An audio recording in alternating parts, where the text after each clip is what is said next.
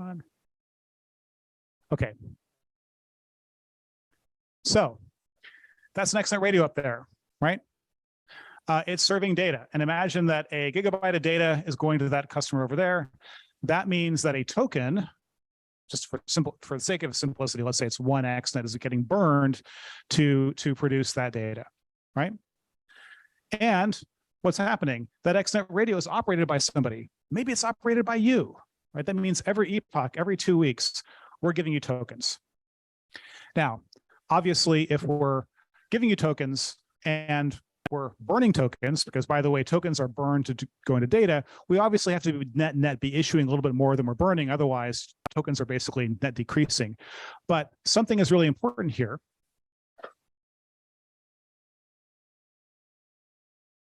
Sorry, Canva, come on.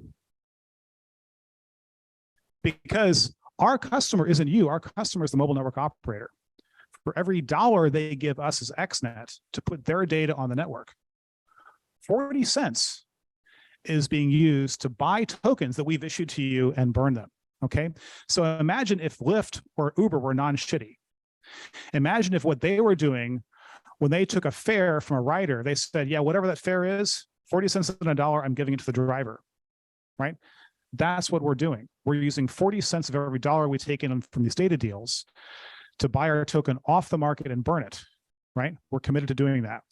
And that means to fair revenue share to you. So you become our partners in this business, right? And that's a very, very different approach than anything else that I'm aware of in the gig economy or in crypto. And we can go into kind of exactly how this works in more detail later if you want, but that's the really kind of critical key to our tokenomics. And by the way, XNet as the mobile network operator must burn those XNet tokens into data to put data on its own network. And it doesn't own any XNet. The XNet Foundation owns the XNet. Y'all get issued XNet. My company actually has to buy XNet from you in order to function, right? So we've structurally set it up such that there has to be this revenue share in order for the network to operate. So again, trying to make it a trustworthy system. This is the breakdown of our tokens, 24 billion pre-mined.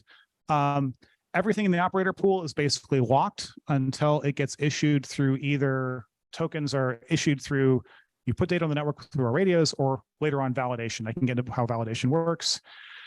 There's some of the ecosystem pool to finance good works and kind of, building stuff that we need.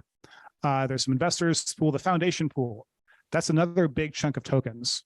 And there's a foundation, there's a DAO that we're standing up that's going to kind of run all this.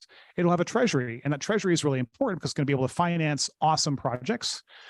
And then, of course, we've got insiders and investors, as I said. But the point is that most of these tokens are in our operator pool and then the foundation pool. Most of these tokens won't circulate for years by design. All of our investors, all of our insiders are locked up for a minimum of 3 years.